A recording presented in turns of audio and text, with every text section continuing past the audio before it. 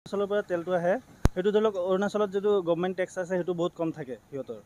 সেইটো অৰুণাচলৰ তেলটো অৰুণাচলত বিক্ৰী কৰিব লাগে আমাৰ অসমত যিটো টেক্স ধৰি লওক আমি যিটো পাম্পত যিটো তেল আনি পেলাই যিটো বেচোঁ সেইটো আমাৰ গভৰ্ণমেণ্টক টেক্সটো যায়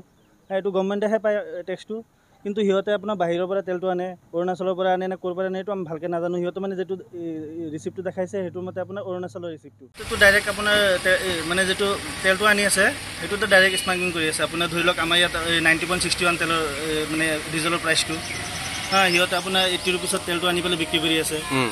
আমাৰো লছ হৈ আছে গভৰ্ণমেণ্টৰ টেক্সটো গৈ আছে সিহঁতে আপোনাৰ ডেইলি ধৰি লওক আপোনাৰ মানে আমি জনামতে সিহঁতে 2000-3000কৈ তেল আনে ড্ৰামত আকৌ মাছৰ গাড়ীত তেল আনে আপোনাৰ এই নগাঁৱৰ পৰা মাছ লৈ যায় আপোনাৰ সেইটো চাইডত মাছ নি পিনে আপোনাৰ মাছটো আনলোড কৰি সিহঁতে তাৰ পৰা তেল লৈ আহি যায় আনি পেলাই আপোনাৰ দোকানত বেছি আছে সিহঁতে ৰিকুৱেষ্ট কৰি আছোঁ যাতে এইটো মানে এইটো মেটাৰত অলপ ভালকৈ চায় এইটো মানে আমাৰ মানে গাড়ী মালিকটোক মানে ভালকৈ যাতে শাস্তিটো মানে দিয়ে সেইটো আপোনাৰ মানে যিটো মানে মানুহটোক ধৰিছোঁ তাত গৈ পেলাই আপোনাৰ কি কয় গাড়ীটোক ধৰি পেলাই সেই গাড়ীটো গৈছে ছাইডত মানে গাড়ীটো গৈ পেলাই আমি ফটো চটো মাৰি দিলোঁ আপোনাৰ ড্ৰাম চাম লৈ চব লৈ পেলাই আমাৰ তাত প্ৰুফ আছে আপোনাৰ ৰিচিপ্টটো মই লৈছিলোঁ লোৱাৰ পিছত আপোনাৰ যিটো এৰিয়াত ধৰিছোঁ সেইটো এৰিয়াত আপোনাৰ গাড়ীটো গৈছে ছাইড কৰি আছোঁ গৈ পেলাই গাড়ীটো ভাগিলে আৰু আমি ধৰিব পৰা নাই পিছত পিছপিনে গৈছোঁ গাড়ীটো ধৰিব পৰা নাই পিছত এই মানুহটোক ধৰাৰ পিছত মানে গম পালোঁ যে মানুহটোৰ নাম গোলাপ হাছান বুলি হয় আকৌ পিছত তাৰ পৰা কি কৰিলোঁ কৰাৰ পিছত মানে মানুহ বহুতকেইটা হৈ গ'ল নহয় তাত ধৰিছোঁ আমি গৈছোঁ 3-4জন মান গৈছোঁ আমি যোৱাৰ পিছত মানুহ হৈ গ'ল পিছত মানে আমি কথা পাতি আছোঁ মানে কি হ'ল মানুহে সুধি আছে সেই মানে মানুহটোক কৈছোঁ যে আপুনি তেল কিয় বিক্ৰী কৰি আছে সি কৈছে নাই আমাৰ একো প্ৰব্লেম নাই এইটো সেইটো আমাৰ চব ঠিক আছে এইটো আছে সেইটো আছে মানে চব কৈ আছে সিহঁতে আপুনি পুলিচৰ তাত লৈ যাওক এইটো নাই সেই মানুহজনো পলালে মানুহজনক পোৱা নাই পিছত আমি গাড়ী চাড়ী বিচাৰিলোঁ পোৱা নাই এতিয়া মানে আমি এইটোৱে ৰিকুৱেষ্ট কৰিম যাতে এইটো মানে ভালকৈ মেটাৰটোৰ ওপৰত চাই মানে মুখ্যমন্ত্ৰীক এইটো আহ্বান জনাম যে ধৰি লওক আমাৰ এইটো তেলটো যিটো আমি বিক্ৰী কৰোঁ গভৰ্ণমেণ্ট টেক্সতে হয় অসম চৰকাৰৰ ওচৰত যায় টেক্সটো এতিয়া মানে বাহিৰৰ পৰা বহুত তেল এনেকুৱা যে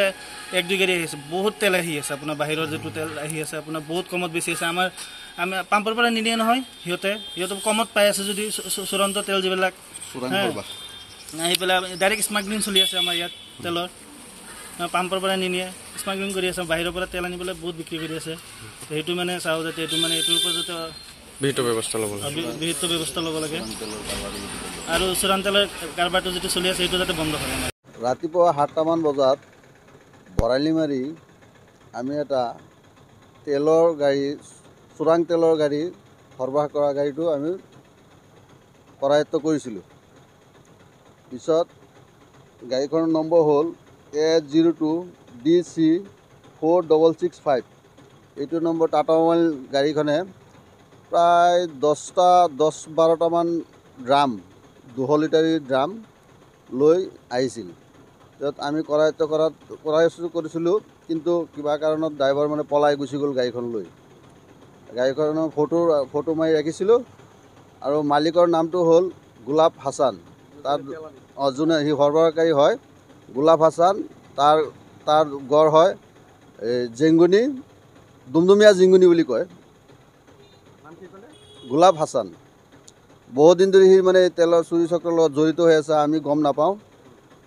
আজি গোপন সূত্ৰে আমি গম পাই পেলাই গৈছিলোঁ গৈ পেলাই তাক কৰায়ত্ব কৰিলোঁ পিছত আমি গাড়ীখন ৰখাব নোৱাৰিলোঁ সিহঁতে পলাই দিলে আমি তাৰ পৰা চোৰাং খবৰ পাইছিলোঁ কোনোবাই কৈছে যে চোৰাং গাড়ী তেলৰ গাড়ী তাত আহিছে সৰবৰাহ হৈ আছে সেইটো সংক্ৰান্তত আমি লগে লগে গ'লোঁ গৈ পেলাই পিছত জেগাত গ'লোঁ স্পটত পালোঁ গাড়ীখন পলাই গ'ল মালিকো পলাই গ'ল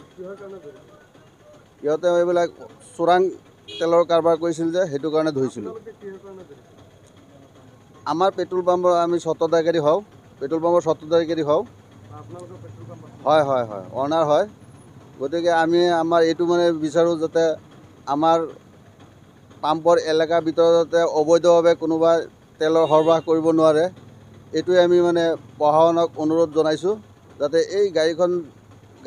গাড়ীখনক কৰায়ত্ব কৰি মালিকক উপযুক্ত শাস্তি বিহে যেন যিকোনো খবৰৰ বাবে যোগাযোগ কৰক 7099017330 লগতে 7099017110 নম্বৰত